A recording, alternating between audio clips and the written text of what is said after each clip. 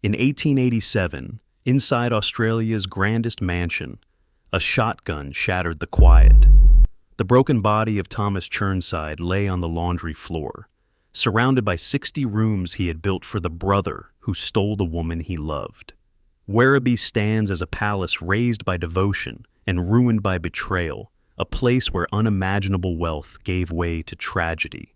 How did this empire unravel so completely, leaving behind not only the largest estate in the country, but an unsolved darkness that still clings to its halls? Thomas Chirnside stepped onto the shores of Port Phillip Bay in 1839, carrying little more than a Bible and a few £100 from Berwickshire in Scotland.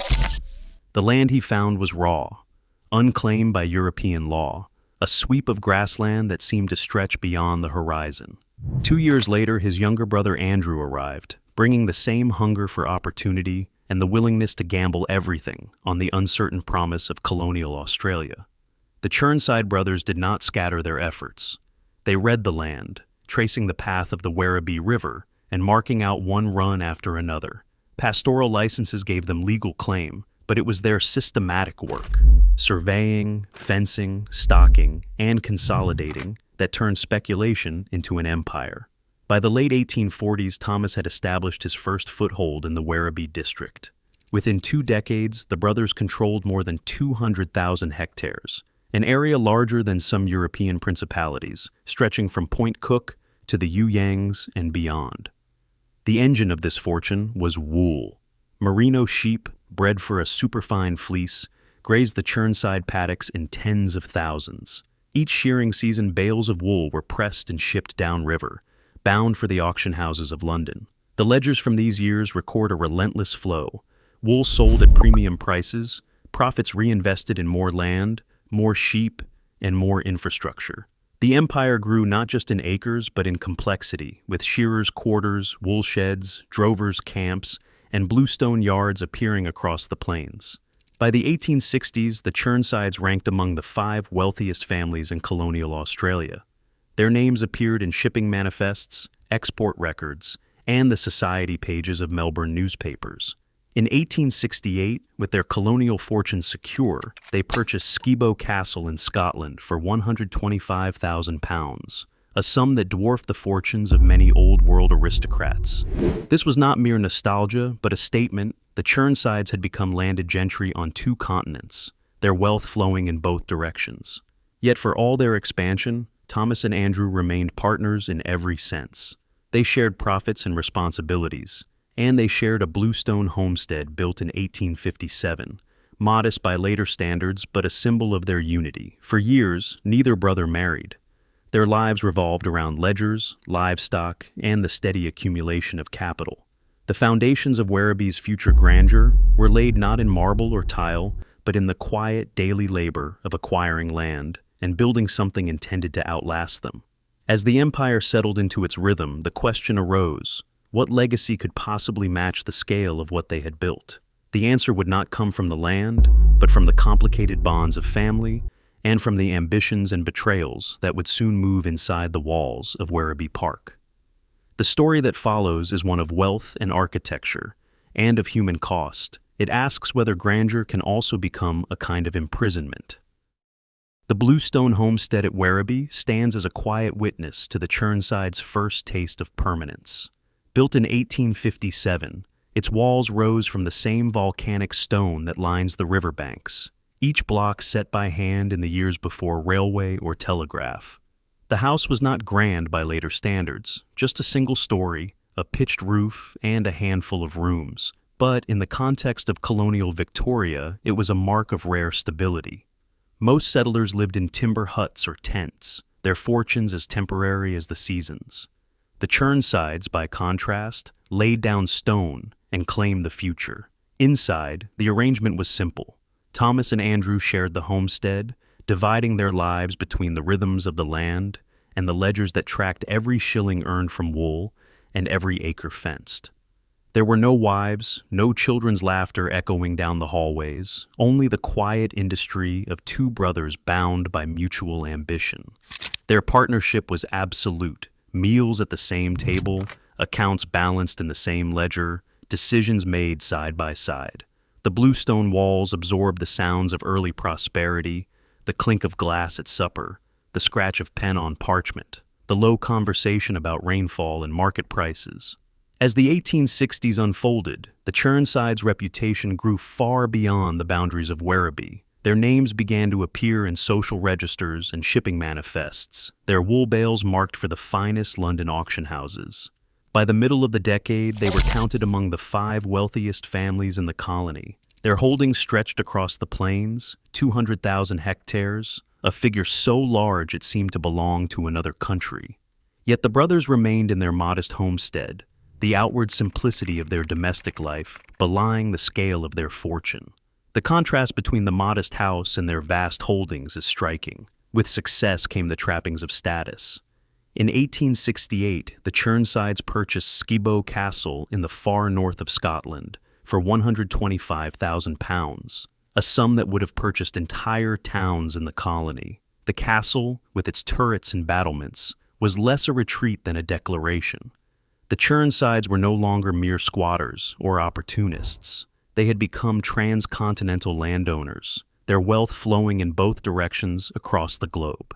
The bluestone homestead at Werribee, once a symbol of arrival, now stood as a relic of the brothers' early unity, a foundation stone beneath the empire they had built. The homestead survives to this day, tucked behind the later grandeur of the mansion, its walls marked by the weather of more than a century.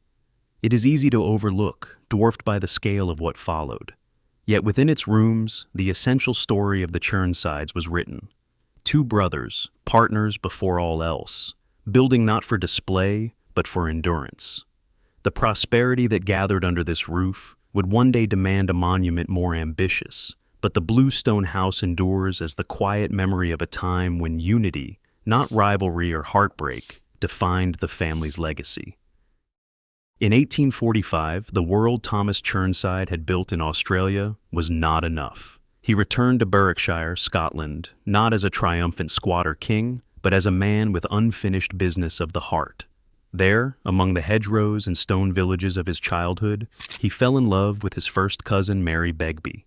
The connection was immediate, perhaps inevitable, given the narrow circles of family and land that shaped their lives. He asked her parents for permission to marry. The answer was no. The reasons are lost to time. Perhaps it was the prospect of a distant life in the colonies, or the shadow of family expectations. In the absence of surviving letters or diaries, only the outcome is certain. Thomas returned to Australia alone, carrying a new kind of longing back across the oceans. World and longing converged in silence.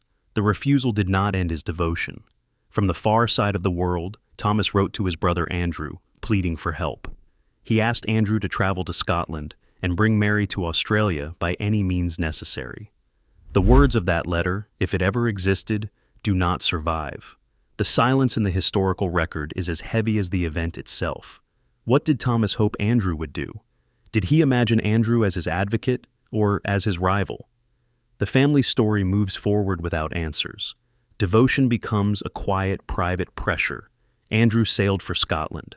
The details of his journey, how he presented himself to the Begbie family, what promises he made, what Mary thought of her cousin's intentions, are not preserved in any family archive. What is known is that Andrew succeeded where Thomas had failed. He married Mary himself. There is no record of protest, no evidence of reluctance or joy. The wedding is not described in any diary, nor is Mary's voice heard in the surviving documents.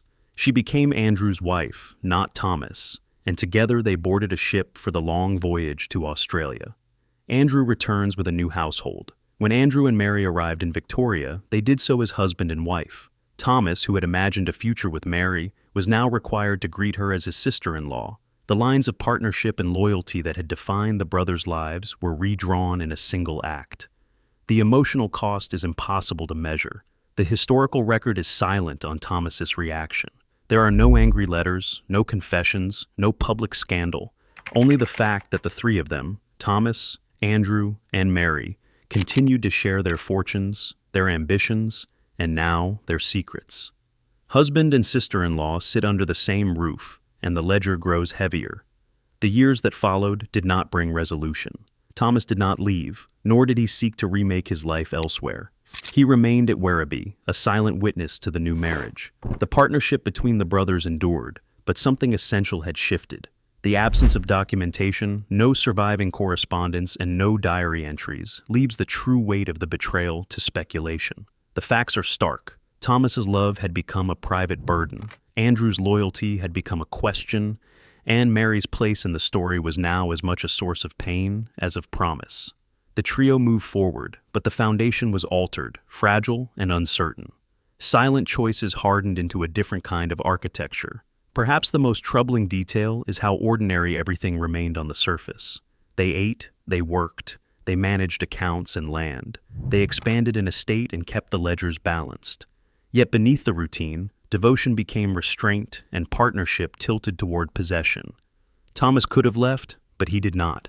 He stayed and he watched. In that choice, the seeds of later tragedy quietly took root. Fragile loyalties and unanswered questions would outlive the men and the woman who lived them. In 1874, Thomas Chirnside made a decision that would shape not only his own fate, but the landscape of Werribee itself. Rather than leave the family and the woman he had once hoped to marry, he remained, choosing proximity over escape and action over retreat.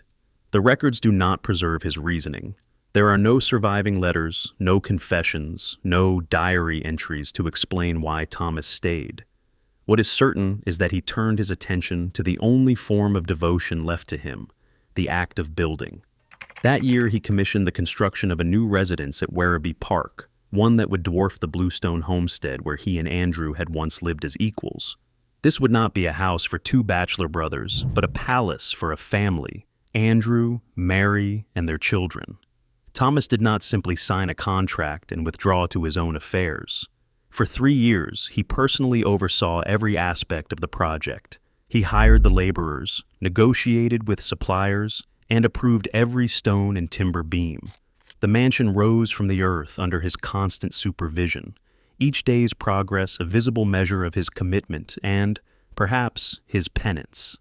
The site itself was chosen with care, commanding a view of the river and the plains that had once been the source of the Chirnsides' fortune.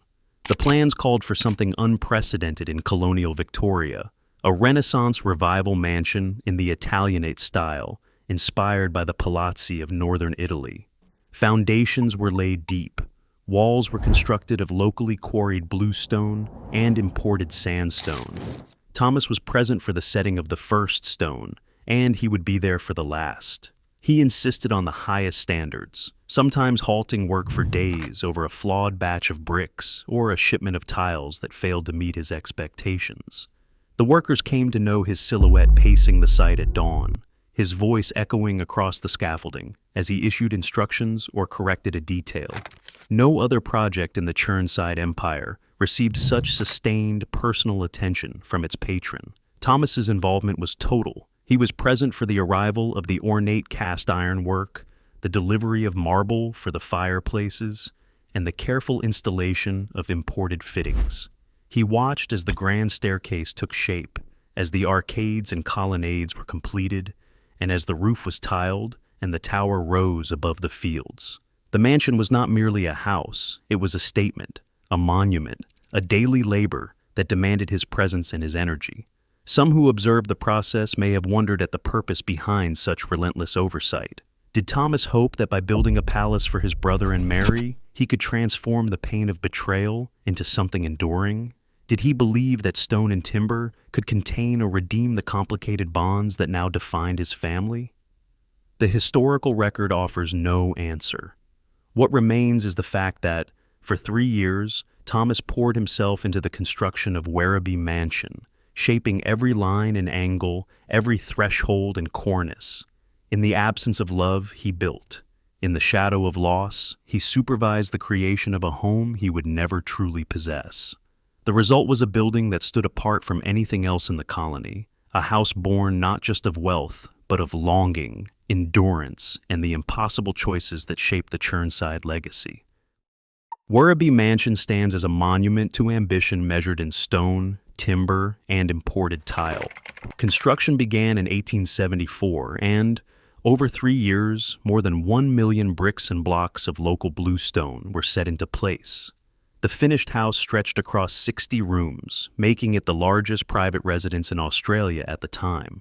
Its cost was £60,000, an amount few colonists could imagine, roughly equivalent to 15 million Australian dollars today. This sum was poured not into a single gesture of excess, but into a series of deliberate choices. A grand Italianate palazzo with a central tower rising above the plains and arcaded verandas wrapping 3 sides of the house. Inside, the entrance hall announced the scale of what had been achieved. The floor was laid with Minton and caustic tiles, shipped from Stoke-on-Trent in England, each one more costly than a laborer's daily wage. Their intricate patterns, still sharp after a century and a half, lead the eye to the grand staircase, a work of carved timber that rises through the center of the mansion. Craftsmen spent months shaping its balustrades, their hands leaving marks in the wood that endure long after their names have faded. The staircase does not simply connect floors, it draws the house upward, through layers of public and private space, from the reception rooms on the ground floor to the bedrooms and nurseries above. Every room was designed to impress. The drawing rooms, library, and billiard room opened onto each other in a sequence meant for display as much as for comfort. The ballroom, with its high ceilings and polished floors, could accommodate Melbourne's colonial elite for evenings of music and dance. Behind these formal spaces, a network of service corridors, kitchens, laundries, and staff quarters supported the machinery of daily life. Up to 40 servants could be housed on site, their labor hidden behind doors that kept the family's world separate from the work that sustained it. The mansion's physical presence dominates the landscape, but its true significance lies in the details, the imported tiles, the carved wood, and the careful arrangement of rooms. Each element was chosen not only for beauty, but for permanence. The house was built to endure, to hold memory in its walls, to witness everything that would unfold within its 60 rooms. In 1877, the doors of Werribee Mansion opened to its new inhabitants. Andrew and Mary Chirnside, with their children and a retinue of servants, crossed the threshold into 60 rooms of imported marble, carved timber, and English tile. Thomas Chirnside followed, not as master, not as guest, but as a silent fixture within the world he had created. For 11 years, he lived under the same roof as the brother who had married the woman he once hoped to call his wife. Each morning, the routine unfolded with the precision of a well-managed estate, the staff in crisp uniforms, the clatter of breakfast trays, the distant laughter of children in the nursery. Yet beneath the surface, a different kind of order took hold, one shaped by what could not be spoken. Thomas's presence in the mansion became a study in restraint. He withdrew from the rhythms of family life, preferring the solitude of his own rooms or the company of ledgers and scripture. Visitors to Werribee in these years described him as courteous but reserved, his conversation increasingly preoccupied with matters of faith. He found purpose in philanthropy, channeling his resources into the community beyond the mansion's gates. The deed for Werribee's first Presbyterian church bears his signature. He gave land and £100 to ensure its construction. To Ormond College at the University of Melbourne, he donated £1,000, a sum that could have purchased a small farm, hoping to support the education of young men far removed from his own sorrows. The records of these gifts survive in parish ledgers and college archives, their neat handwriting a stark contrast to the disorder Thomas felt within. The acts of charity offered him a measure of control, a way to shape the world outside even as his own became more circumscribed. The mansion's grandeur could not reach the corners where he kept his pain. Over time, his world shrank to a handful of rooms and rituals, morning prayers, long walks across the grounds, quiet evenings spent reading by lamplight. The grand staircase, once a symbol of ambition, became a passage he rarely climbed. In the echoing halls of Werribee, Thomas's devotion turned inward, and the house that had been built for family became, for him, a place of waiting. The slow erosion of hope left its mark not in scandal or confrontation, but in the silent habits of a man who had given everything and found himself a stranger in his own home. By the beginning of 1887, the atmosphere inside Werribee Mansion had grown heavy and uncertain. The grandeur of 60 rooms could not disguise the subtle changes that crept from corridor to corridor. Servants, once accustomed to the routines of a great house, began to speak in low voices about the master's absences. Thomas Churnside, who had once paced the grounds each morning and supervised every detail of estate management, became a rare sight. House staff recalled seeing him alone by the chapel or lingering in the shadowed corners of the garden, his hat pulled low and his steps unhurried. The grand staircase, which had once echoed with the measured tread of his boots, stood silent for days at a time. Letters and ledgers went untouched on his desk. Meals arrived at his rooms and were left barely touched. In the village, parish records noted his continued generosity, donations for the church, gifts to the poor, but these gestures seemed to come from a distance, as if the man himself had already begun to withdraw. Press clippings from early that year described Thomas as suffering melancholia, a term that in the language of the time carried both a diagnosis and a warning. Neighbors and visitors observed a man preoccupied, his conversation drifting to imagined losses and the weight of years gone by.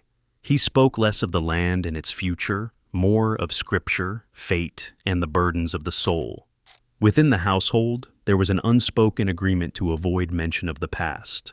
The presence of Andrew and Mary, the laughter of children in distant rooms, and the daily rhythm of a working estate continued as before, but the sense of unity that had once defined the Churnside partnership was gone.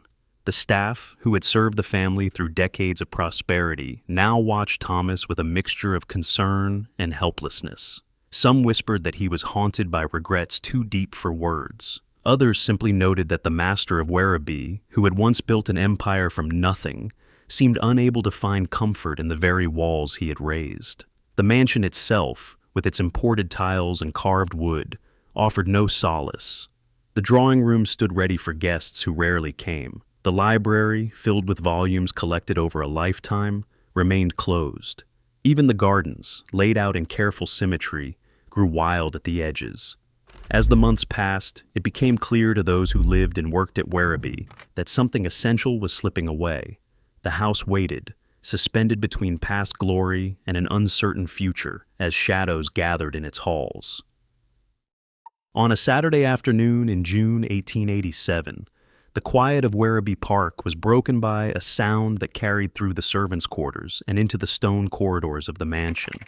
Thomas Churnside, 72 years old, was found in the laundry, his life ended by his own hand. The coroner's report, filed in the language of officialdom, recorded the death as suicide, noting a history of depression that had shadowed Thomas for decades. There was no scandal in the verdict, only a stark acknowledgement of despair. The room where he died was distant from the grand halls he had built, a utilitarian space at the edge of the estate's daily life. The details entered into the record were spare. After lunch, Thomas had left the main house carrying a shotgun. He was discovered later by a member of the household staff. The method was deliberate. One boot removed, the barrel braced against the floor, his toe on the trigger. The act left no ambiguity for the authorities. By the time of his death, Thomas's fortune was gone. Years earlier, he had transferred his share of the estate to Andrew, leaving himself with almost nothing. The man who had once been among the richest in the colony died with no property in his name, no ledger to balance, no household of his own. His passing was recorded in probate documents as the end of a life stripped bare, the estate already claimed by another. The mansion he had helped raise stood silent, its grandeur undiminished, but its master absent. The legal process moved forward, but within the family, nothing could be restored to its former order. Andrew Churnside survived his brother by only 3 years. In 1890, at the age of 71, his heart finally failed him. The death certificate lists heart disease, but the language of the time allowed for quieter explanations. Those who knew him spoke of a man diminished, his vigor lost after Thomas's death. The days after the funeral passed in a hush, the mansion's routines continuing, but the sense of purpose that once animated Werribee faded with Andrew's passing. Mary Churnside remained in the mansion, a widow surrounded by the echoes of 2 absent men. For nearly 2 decades, she moved through the 60 rooms, the grandeur of the house a constant companion to her solitude. In 1908, Mary's life ended under circumstances that would never be fully settled. The most widely accepted account holds that her hair caught fire from a bedside candle, leading to fatal burns. Yet another version, whispered in family circles and repeated in local histories, claims blood poisoning from a knee injury was to blame. The official records offer little clarity, and so both stories persist, blurring the line between accident and misfortune. With Mary's death, the original family line that built Werribee Park was gone. In the space of 21 years, all three, Thomas, Andrew, and Mary, had died. Each departure marked by its own kind of silence. The mansion, once filled with ambition and rivalry, now stood as a mausoleum to a family undone by its own history.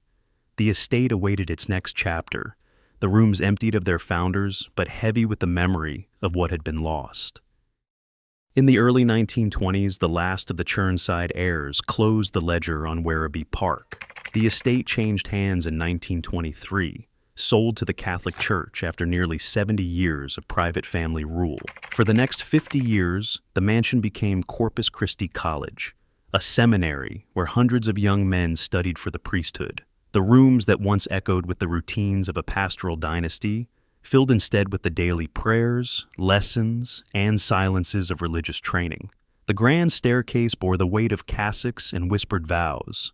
In the old drawing rooms, Latin recitations replaced the laughter of children. Yet the past did not entirely recede. Stories circulated among the students about footsteps in empty corridors, doors closing on their own, and sudden chills in the laundry wing.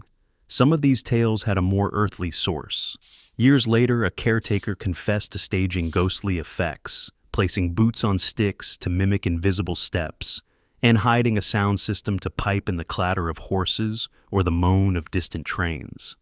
The students, already primed for the supernatural by the mansion's history, never questioned the authenticity of what they heard. The line between memory and invention blurred, and the mansion's reputation as a place of unease only deepened. In 1973, the seminary closed and the state of Victoria took ownership. Parks. Victoria assumed stewardship, restoring the mansion and opening its doors to the public. Today, Werribee Park welcomes over 400,000 visitors each year. Some come for the gardens, others for the architecture, and many for the stories, whispered and half-believed, impossible to separate from the walls themselves. The mansion, once a private stage for sorrow, has become a public fascination, its history kept alive by those who seek answers in its echoing halls. Even restored and bustling, Werribee Mansion stands as a monument to ambition, outpacing happiness. Its grandeur draws hundreds of thousands each year, yet its story warns that wealth cannot insulate us from the consequences of our choices. In a world obsessed with legacy, the silent rooms remind us that some walls outlast those who built them, holding questions we still cannot answer. What lingers is not the architecture, it is the cost of what was lost inside.